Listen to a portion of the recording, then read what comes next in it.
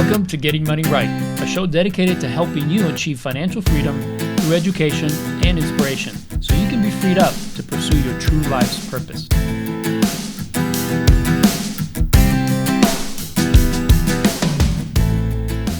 I'm your host, Leo Sabo, and with me is... Hey everyone, it's David Thompson. David, this is a monumentous occasion, at least for us, because it's our first episode, and we're excited because we've been talking about doing this show for quite a while.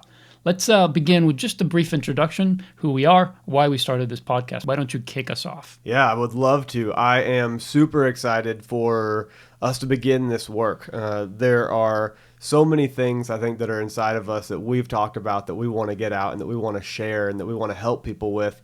And so for me, it started probably around 8 years ago. I took a course at the church on finances, and it just rocked my world. I had no idea what I didn't know. I think that's what blew me away. I went to business school. I grew up in a nice middle-income family. I had the basics in life, but I had never learned anything on finances. And so, funny enough, it was at the church that I first started this journey. From there, have read tons of books, listened to tons of audio, and done everything I can to absorb this. Because as I was going through that first course, I saw people all around me, people that I respected, people that I really wanted to be like when I grew up. I was looking at them. And as we go further and further into the class, we began to open up and share. And a lot of the people that I was looking at who looked like they had it together, they had nice cars, they lived in nice areas, they had made a bunch of financial mistakes early on, and it really held them back. It really slowed them down. And although they looked great on the outside, they were actually struggling. And if someone had just shared a few basic things early on in their journey, it would have radically altered their finances and their lives. And so that's what we want to do. That's why I'm here. I can't wait to share and hear a little bit more about what you have to say, Leo. Yeah. So for me, my journey started literally 24 years ago this year. And what prompted me to even look at my finances, what prompts most people to look at their finances, that it was a big mess. And my wife and I were about 4 years into our marriage, and we had decided to, do better because there were so many arguments that we were having over finances. And, I relate so much to what people are going through because I myself have started literally in a position where I had nowhere else to look but up. And the great thing about finances is that no matter how bad you are off, you can always get better. No matter how old you are, how young you are, where you are in life, if you start doing the right things, it gets better. And that's what my wife started doing. We just began to put a plan in place. We started seeing some very specific, measurable accomplishments. We paid off credit card debt, and we'll talk more about the details of that in future podcasts. But it changed our lives. It changed our marriage. It changed the way we communicated with each other. And the money fights were no longer fights. They were just, cooperation, which who doesn't want that in their marriage, right? To talk about money in a calm, cooperative way. And that was amazing for us because it's really the only area of our marriage that really we struggled in. Once we started, managing money differently, we started having the benefit of that. And as we did that, more and more people noticed a difference in the way we were living, in the way we were managing our money, and just the home life we had. And we were being asked, how do you guys do this? And we started showing up and showing people how to do it. And in the long run, we really ended up helping a lot of people to learn how to manage money. And as I did that, I fell in love with it. It made such a difference in my life and I saw it make a difference in other people's lives that I just wanted to repeat that. And over time, I started getting involved in teaching more and more people. I also started doing that at my church, counseling people. My pastor was happy to let me do that, and because he didn't know how to handle people who were struggling financially. And ultimately, it just became a focus of my life because I saw it make such a tremendous impact in my life and other people's lives. Yeah, I love that. I think it was really interesting for me because I had just recently graduated from business school when I took that first financial course, and I had a good income, and I knew that I needed to deal with the debt from college. I knew that I needed to learn some basic financial skills, but because I'd not learned it anywhere else, it was such an eye-opener for me. But my wife and I now, Ashley, we've been married for 5 years. At the time, we went through the course while we were just dating. And that caused us to come together in unity on the way that we handled our finances. And Leo, I can tell you that we have never had a major money argument or issue in our finances. Of course, there's some times where maybe some things in my background or the way that I view things are going to be a little bit different than the way that she does.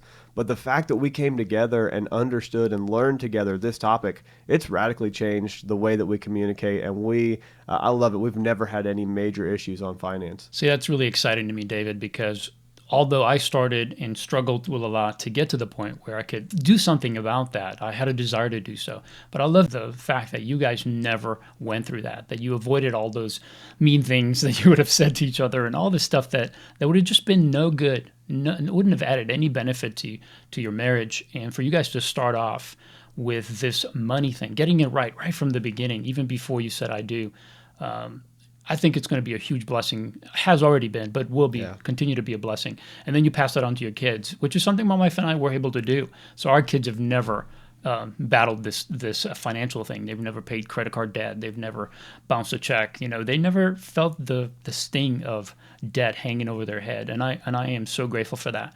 And that's really the motivation I think both you and I have, is to see people either avoid it altogether, right, like you guys have, or recover from it. Get to a place where they can have their money work for them instead of working against them. And one of the things we're going to talk about today in the episode, we're going to talk about how money touches every area of our life and impacts it in very, very specific ways. 3 areas of our life: our relationships, which we talked a little bit about, but also our work and our lifestyle. And I think what's difficult for people today is to figure out, how should I live? Like, how much money do I need? And is it ever enough? And it seems like it never is. We can look back 10 years ago and say, I was making half what I'm making today. But yet I'm still struggling today. And yet, I've got twice as much money. How's that possible? And sure, the cost of living goes up. But honestly, without a plan, without understanding how to manage money, and understanding the impact it has on our life, it's really difficult to stay on top of it. So our show, what we want to do is to talk about these things so that we educate, and then we inspire people to action, to do something different, to do something that will yield the kind of results that they really want.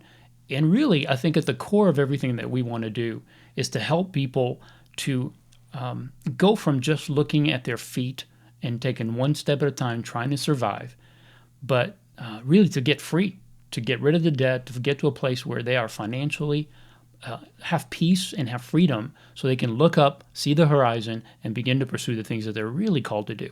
Where right now, they may not even be able to look up and understand what they're really meant to do. And that's really, I think, the biggest passion that I have, is to help people fulfill their purpose. And I want money to be out of the way. I want money to be a tool they use, not something that gets in the way of their real purpose. Yeah, I think that's one of the unique things about getting money right and what we're doing here, is that we recognize that there are unique things that are inside of each person, that you have things that you love to do. As you're listening to the show, there might be things that you wish you could be doing at this moment, but you can't because finances are holding you back. And so our role is to help you get your finances to the place where you can pursue the passions and dreams and things that have been put inside of you, that you wake up in the morning, say, I wish I could do this. I wish I could step into that. And so let's talk about some of the reasons for starting this podcast, just a general lack of education on money in society. And I think you've probably heard some of these statistics, but if you have a credit card, the average household with a credit card has over $16,000 in credit card debt. The average home with a car loan has a $28,000 car loan. So if you have a car loan, on average, it's a $28,000 car loan.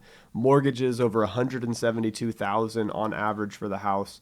And the symptoms of this in our lives come out in the area of stress and physical symptoms. So there are actual medical diagnoses that we've seen, both migraines, depression, fear, worry, anxiety, these symptoms that we've seen attack people, Leo. And I think those are some of the main reasons that we're so passionate about this: the lack of education and the fact that very quickly you can see a major shift in someone's life. Absolutely. The statistics are really, really discouraging. Recently, Career Builder did a study where they, I forget how many people they polled, but they found that 78% of Americans are living paycheck to paycheck. And that's an incredible, astounding number to me, that almost 80% of people are just getting by. Yeah. And, it's been our experience. We've counseled a lot of people over the years, and it's been our experience that most people don't have literally any savings, not certainly not enough to get through an emergency. So it's true. They're living paycheck to paycheck. And the worst thing is that they're not just surviving. It'd be one thing if they just maintained at that level. But because they don't have a good plan, because they have no idea of how to do this, and really are overwhelmed by the situation, when an emergency comes, what's the default? It's a credit card. Right. And right. because they don't have the means to pay it off, that just adds to their problems. Yeah. So, that's certainly one of our greatest motivations is to help people understand that even though education hasn't been part of our background, we were not taught to do this in school or even from our parents, but it's not too late. That education is available, and that's part of what we want to do is to add value, help people understand how to do this. It is doable, right? Mm-hmm, we've done it, and we've seen the results of it.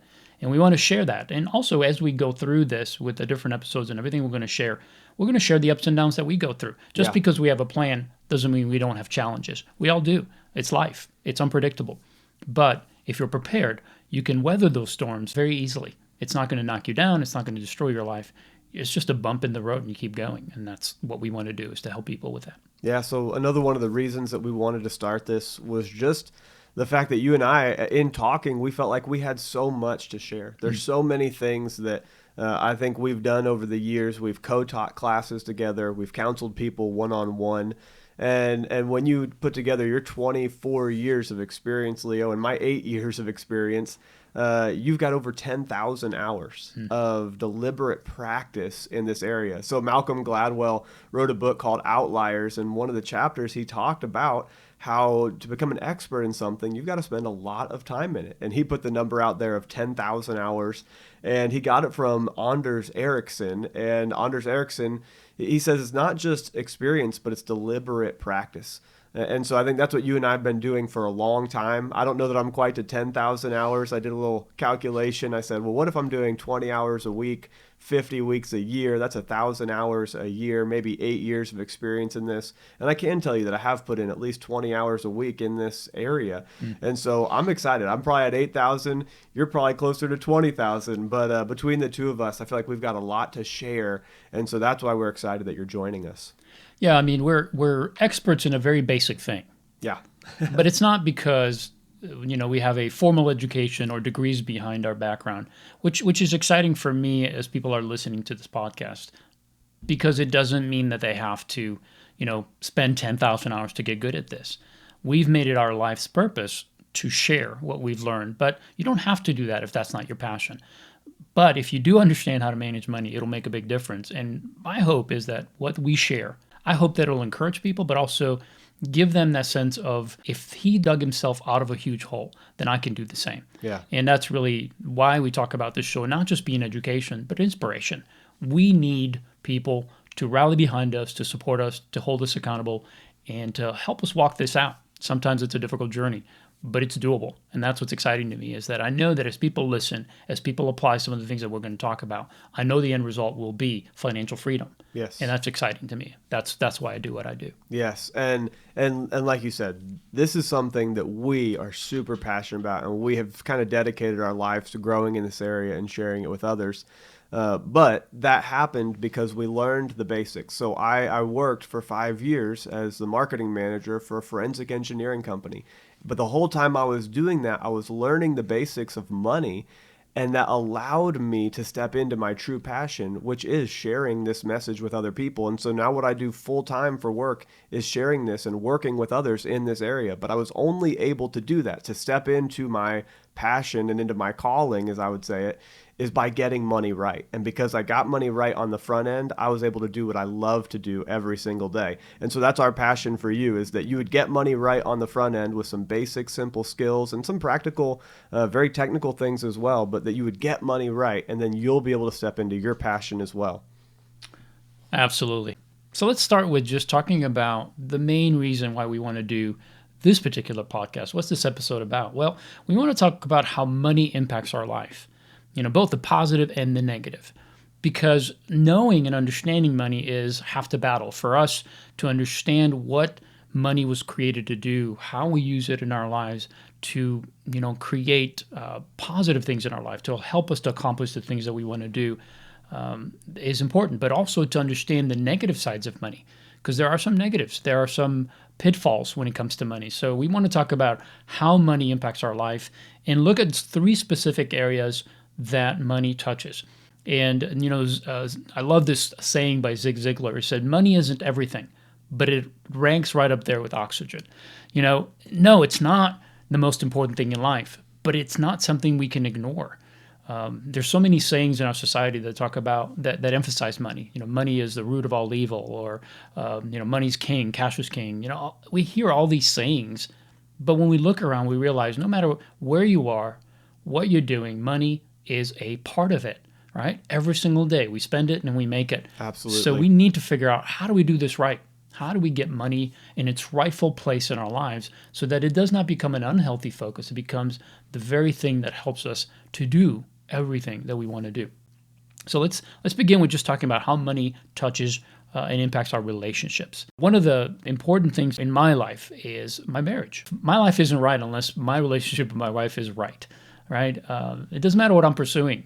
It seems like no matter what we take on, the meaning and the real purpose for everything that we do is the people around us. Yeah. And for me, as I shared earlier, my motivation to understanding and learning about money, how to do it better, how to get it right, was because I wanted to fix this area of my marriage.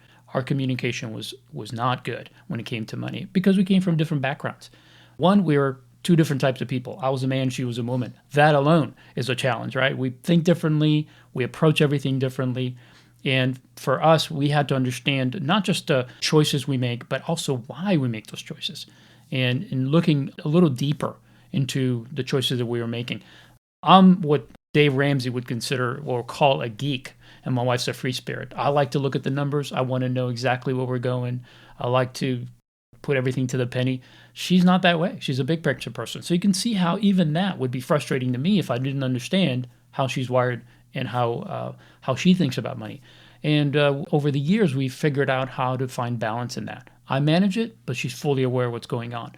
She's a willing and cooperative partner, not somebody that I'm dragging along to do this with me. So it's important that we understand how money impacts our relationship and how we can really set it up in such a way that it actually adds value. It allows us to do things together, which keeps our relationship strong and healthy. Yeah, I love that. And one of the things that Ashley and I have found to be super, super helpful is just working together on the budget and agreeing on the budget at the beginning of the month, coming together in agreement on where the money is going to go before we spend anything. And so I know that we'll continue to do some classes on budgeting and some shows that go a little bit deeper into that topic, but the communication. There's been studies that show that the number one issue in marriage is communication because we come from different backgrounds, we have different experiences, and so communication is the number one issue.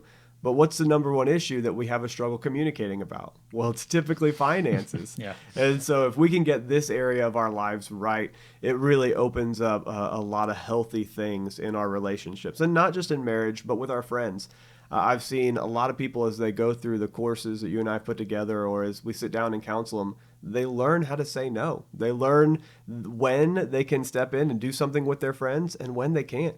They have the opportunities to set things in advance that actually create healthy boundaries for their lives and are an example for other people as well. And so just learning to say no because they're held accountable to the budget or to another friend who's walking with them in their finances, it impacts every area of our lives.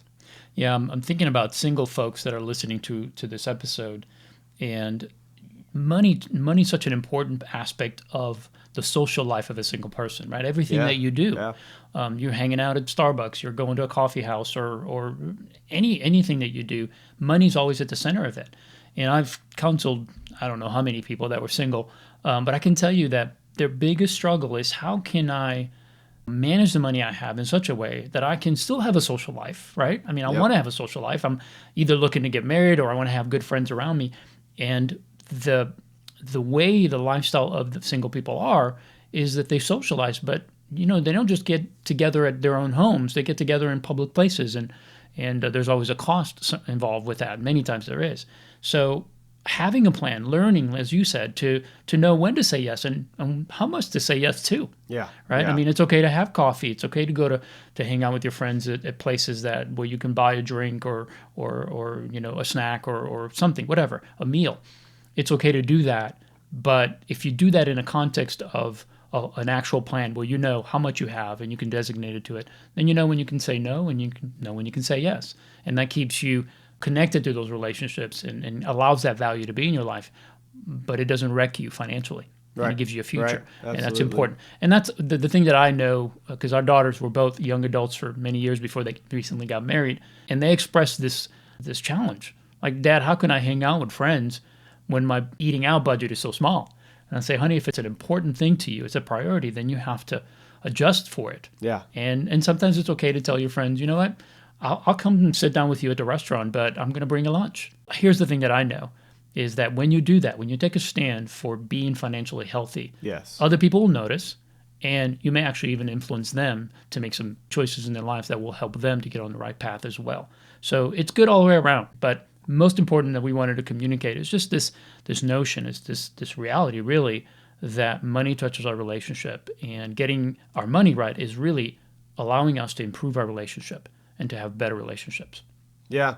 And not just with friends, not just in our marriages, but also with family. One of the things that I often work with people through is just planning out their gift giving and how many birthdays there are in their family, what's going on at Christmas, and learning to have those conversations in advance with people. Sitting down and talking to their extended family and saying, what are we going to do as a family when it comes to Christmas? What are we going to do at birthdays? Are we going to go out to eat?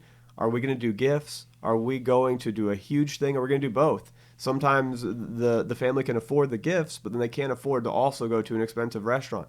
And so there's got to be a kind of a family conference where we come together and agree what we're going to do. And so just like Leo said, as you begin to set some of these healthy boundaries in your life, it becomes noticed by others, and it can help other people in the family that might be needing it even more than you, and you don't even know it. Right, right. So let's move on to the second area that money touches and impacts, and that's work, our work life. We said earlier that 80% of people are living paycheck to paycheck, but there's another statistic, and it's that 80% of people who are working today at a job would quit if money wasn't an issue. In other words, they are literally working for money. They don't like their job. They would quit if they had if they had an opportunity. They're not fulfilled in it. But they're sticking it out simply because they need to pay bills. And I understand that, and I am not in any way insensitive to it. It's a reality. Right. Money plays an important part, but I don't want to work for money. No. I want to, I think I'm speaking for many people. I want to have a reason to get up in the morning. I want to do something that gives me life. And sure, I needed to compensate me well so I can continue to keep doing it. But money can literally keep me captive to a place that I'm not happy with, or in a position or a career that is just literally sucking the life out of me. So it's important for us to understand how money touches our life. And loving your job is part of what you want. It's part of what we're created to experience, and the fulfillment of being able to get up every day and be excited about what we're doing. And it's something that we want for you. It's something that we want to be able to communicate over time in the podcast, that you can learn how to transition careers if you're not in something that's a fit for you. We want to show you where to learn new job skills. We want to show you how to communicate with your oversights or your supervisors, how to communicate that you are one of the best employees on staff, and that maybe it's time that you're promoted. How to communicate that? What does that look like? What are some of the key indicators that you can share that will impress the people around you and cause you to move up in the organization, or might cause you to be extremely attractive to other organizations that you're passionate about? We want you to be operating at your highest potential so that you can step into the things that you love to do. And so that's something I'm excited that we'll get into later on in the podcast as well. So then the third area is lifestyle.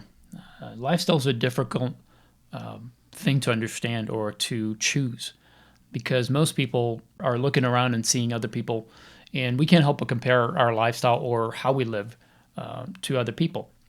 So when it comes to lifestyle, what is the right lifestyle? I mean, how do you determine where you're living, the house you're in, the car you're driving, the clothes you wear, the people you hang out with, and what you do, whether that's right for you? And I'm excited about really diving into that a lot more in future episodes, because really there's a lot of clues for us as in what lifestyle we should choose. And I think everybody comes to a place where they understand what lifestyle they should live and what they're happy with. So I'm excited about diving into that a little bit more. David, why don't you share a little bit about your thoughts on how lifestyle is affected by money? Well, I think this is funny because most people, they never struggle to live a lifestyle that is double their income. But I think everyone struggles to live a lifestyle that is under their income. And that's something that we find. If somebody earns $40,000 a year, they're typically living on $44,000 a year. If somebody earns $80,000 a year, they might be spending 85. And so it's not that we struggle with, oh, I earn 50 and I'm spending 100. It's that I earn 50 and I'm spending 52. And if I spend that extra $2,000 every year for 5 years, now I'm $10,000 behind. And you don't feel it at first. That's the funny thing, is that you can live a lifestyle that's slightly beyond your income for several years before you feel the pinch. And then one day a job loss occurs. Maybe there's not an emergency fund in place. And all of a sudden, you really feel the weight of some of those decisions that you've made before. So we're going to look at lifestyle. We're going to help you maximize your lifestyle on your income. We're going to give you tips and tools to enjoy, to find your joy, not in money, but to use money in the best way possible to set yourself up to do the things that bring you the highest levels of joy. There have been studies that show that just having a little bit of savings in the bank is a huge indicator of something that brings peace, that brings contentment and joy to your life. Just having a little bit of savings, just that margin, knowing where the money's going, brings another level of peace and joy to your life. But funny enough, or obvious enough, I guess, is that they've done these studies, and those are 80% key indicators and 75% key indicators. But the number one indicators are the quality of your relationships. And so we're going to talk about money, but we're also going to lean into how, just like we've already talked about a little bit, is how the money affects our relationships, and we want to build those strong relationships. So the money's important, but there are things that are more important as well. Yeah, money does not take the place of fulfillment or happiness in our lives. Money is literally just a tool that helps us to do life. So it's something that we're going to talk a lot more about, obviously. Yeah. But we wanted to touch on these three things: just the importance of how money touches our relationships, our work life, and our lifestyle. And just to wrap it up, David, why don't you just give us kind of a last statement on how important money is and this impact that it has on our life?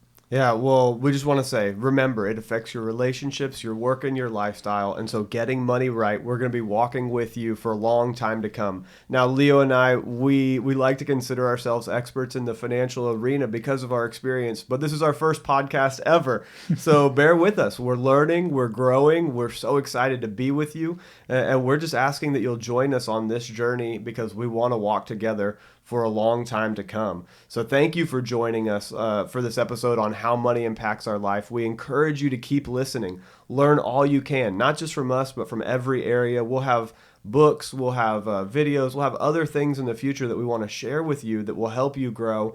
And our next episode is going to be on creating a financial plan for your life. So what does that look like? It sounds complicated. It sounds like a huge, huge elephant to attack. But we've got some basic things that you can do that will set a basic financial plan for your entire life, where to go, what are some of the steps, and how to walk that out in a really effective manner. And so it's going to impact a bunch of areas of your life, and we're glad you're with us. Yeah, absolutely.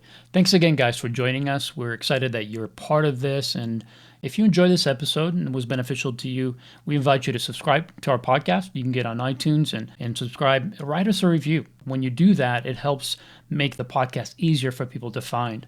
And last, please don't forget to share this podcast with a friend or family member that might be able to benefit. And we look forward to having you join us next time. And as David said, we're going to talk about creating a financial plan for your life. And together, we're going to keep getting money right.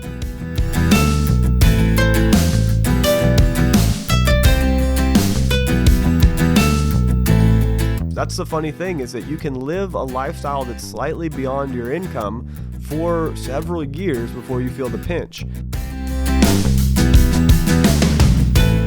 My motivation to understanding and learning about money, how to do it better, how to get it right, was because I wanted to fix this area of my marriage.